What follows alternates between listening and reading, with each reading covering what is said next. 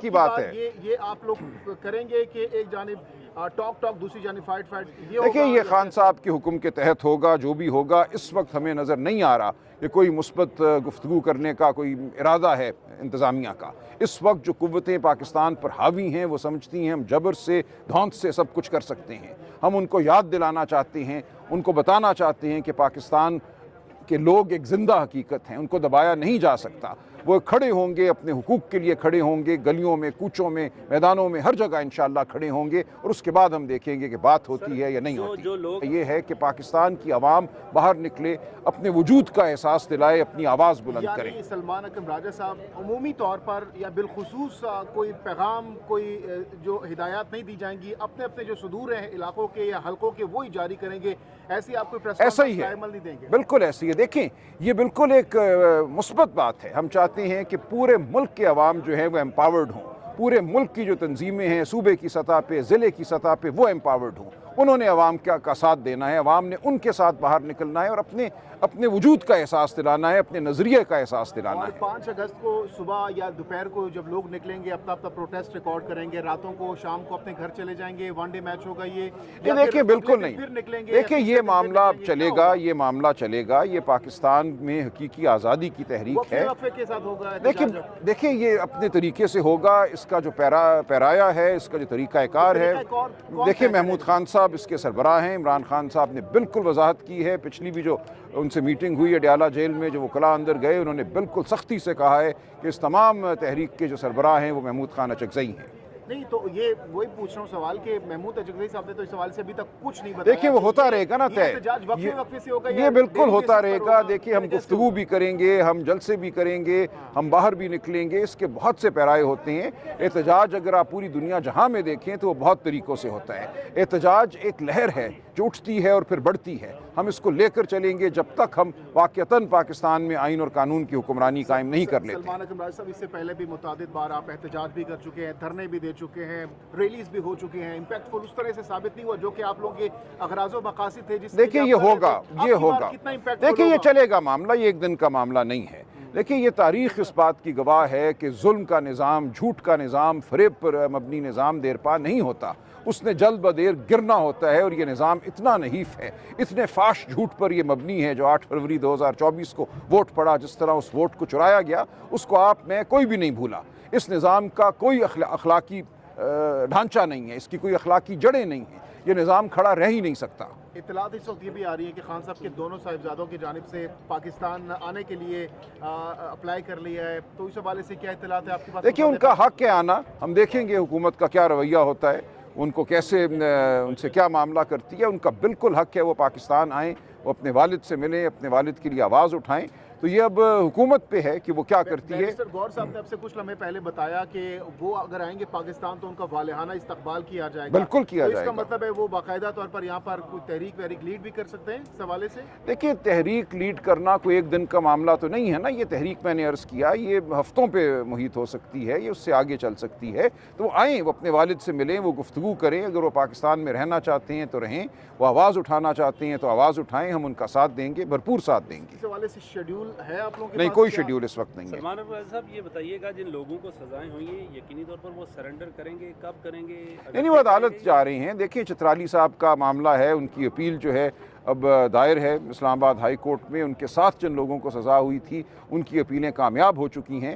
ہم یہی سمجھتے ہیں عمر ایوب صاحب، شبلی فراز صاحب، جس طرح ان کو سزا دی گئی ہے، جس بانڈے انداز میں اور جس شہادت یا گواہی پر سزا دی گئی ہے، وہ ایک لمحے کے لیے نہیں ٹھہر سکتی وہ شہادت۔ کہا یہ گیا کہ 2 پولیس والے تھے، ایک چکری میں آ کے کھڑا ہو گیا عمران خان صاحب کے سرہانے یا ان کی کرسی کے پیچھے اور اس نے کچھ سن لیا، ایک کہتا ہے کہ میں کسی طریقے سے چھپتا ہوا ان کے ڈرائنگ روم میں زمان پارک میں داخل ہوگی۔ یہ صرف 2 پولیس والوں کی گواہی پر پورا یہ ڈھانچہ کھڑا ہے 9 مئی کی سازش کا۔ ان 2 پولیس والوں کی گواہی کو پہلے سرگودا ATC رد کر چکی ہے، کہہ چکی ہے کہ افسانہ ہے، کوئی ذی شعور اس گواہی کو قبول نہیں کر سکتا۔ اسی گواہی کی بنیاد پر اب 10 سال کی سزائیں دینا یہ صرف ظلم ہے، ہم اس کے خلاف عدالت بہت جلد ہوں گے۔ इसके साथ साथ यही बताइएगा सलमान अकरम राजा साहब कि जब भी कोई एहतजाज होता है अल्टीमेटली टेबल पर बात होती है, मुज़ाकरात से ही हल निकाले जाते हैं। वो भी तो आइंदा क्या की आपकी बात है। ये आप लोग करेंगे कि एक जानिब टॉक दूसरी जानिब फाइट ये देखिए, होगा ये खान साहब के हुक्म के तहत होगा जो भी होगा। इस वक्त हमें नज़र नहीं आ रहा कि कोई मुस्बत गुफ्तगू करने का कोई इरादा है इंतज़ामिया का। इस वक्त जो कुव्वतें पाकिस्तान पर हावी हैं वो समझती हैं हम जबर से धौंस से सब कुछ कर सकते हैं। हम उनको याद दिलाना चाहते हैं, उनको बताना चाहते हैं कि पाकिस्तान के लोग एक ज़िंदा हकीकत हैं, उनको दबाया नहीं जा सकता। वो खड़े होंगे, अपने हुकूक के लिए खड़े होंगे, गलियों में, कूचों में, मैदानों में, हर जगह इंशाअल्लाह खड़े होंगे और उसके बाद हम देखेंगे कि बात होती है या नहीं होती। जो लोग हमने देखा 26 नवंबर को खड़े थे लेकिन उनके जनाजे उठे, FIR नहीं हुई सर। अगर देखिए, बहुत कोशिश की गई। Islamabad high court, session court ने रिजेक्ट कर दी थी, तो हाई कोर्ट जाना चाहिए था, सुप्रीम कोर्ट जाना चाहिए था, जैसे इमरान खान के लिए आप कोशिश करते हैं। बड़ी नहीं, कीमती बिल्कुल जाने मैं थे अर्ज़ सर। करता हूँ। देखिए, हम गए हैं, हम एक एक के घर गए हैं। उन ख़ानदानों पे जो दबाव था आप तसव्वुर नहीं कर सकते।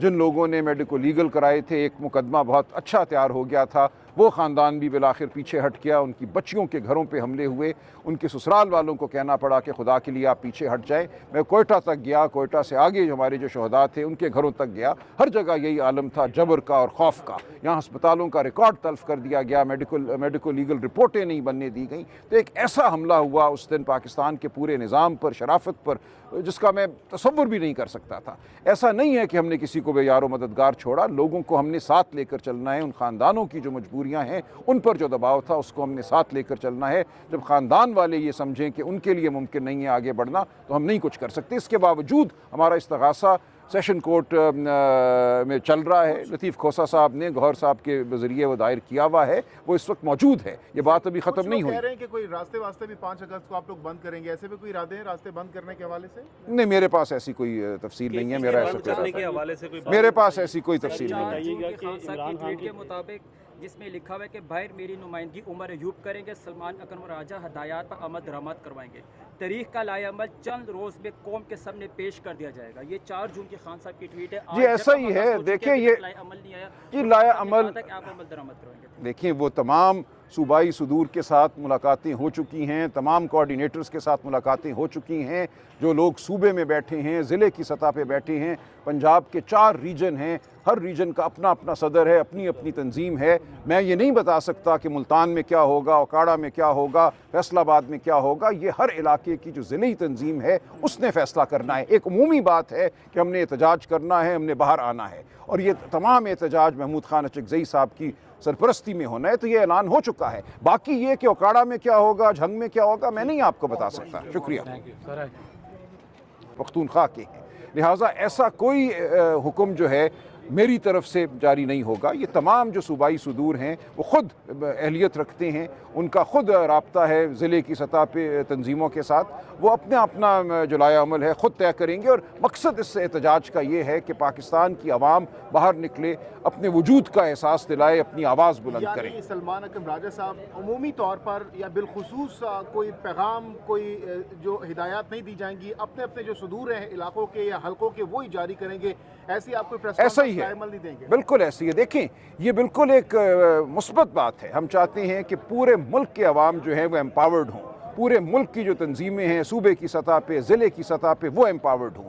उन्होंने अवाम का साथ देना है, अवाम ने उनके साथ बाहर निकलना है और अपने वजूद का एहसास दिलाना है, अपने नज़रिए का एहसास दिलाना और है। 5 अगस्त को सुबह या दोपहर को जब लोग निकलेंगे, अपना अपना प्रोटेस्ट रिकॉर्ड करेंगे, रातों को शाम को अपने घर चले जाएंगे, वनडे मैच होगा ये?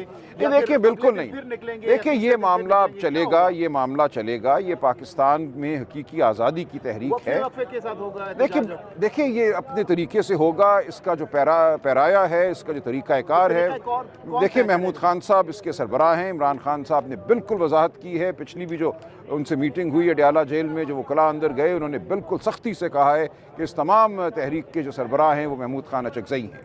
नहीं, तो ये वही पूछ रहा हूँ सवाल कि महमूद अचकज़ई साहब ने तो इस सवाल से अभी तक कुछ नहीं बताया। देखिए, वो होता रहेगा ना तय, ये बिल्कुल होता रहेगा। देखिए, हम गुफ्तगू भी करेंगे, हम जलसे भी करेंगे, हम बाहर भी निकलेंगे। इसके बहुत से पैराए होते हैं। एहतजाज अगर आप पूरी दुनिया जहाँ में देखें तो वो बहुत तरीक़ों से होता है। एहतजाज एक लहर है जो उठती है और फिर बढ़ती है। ہم اس کو لے کر چلیں گے جب تک ہم واقعتاً پاکستان میں آئین اور قانون کی حکمرانی قائم نہیں کر لیتے۔ سلمان اکرم راجہ صاحب، اس سے پہلے بھی متعدد بار آپ احتجاج بھی کر چکے ہیں، دھرنے بھی دے چکے ہیں، ریلیز بھی ہو چکے ہیں، امپیکٹ فل اس طرح سے ثابت نہیں ہوا جو کہ آپ لوگوں کے اغراض و مقاصد تھے جس دیکھیں یہ ہوگا، یہ ہوگا، دیکھیں یہ چلے گا معاملہ، یہ ایک دن کا معاملہ نہیں ہے، لیکن یہ تاریخ اس بات کی گواہ ہے کہ ظلم کا نظام، جھوٹ کا نظام، فریب پر مبنی نظام دیر پا نہیں ہوتا، اس نے جلد بدیر گرنا ہوتا ہے، اور یہ نظام اتنا نحیف ہے، اتنے فاش جھوٹ پر یہ مبنی ہے جو 8 فروری 2024 کو ووٹ پڑا، جس طرح اس ووٹ کو چرایا گیا، اس کو آپ میں کوئی بھی نہیں بھولا۔ اس نظام کا کوئی اخلاقی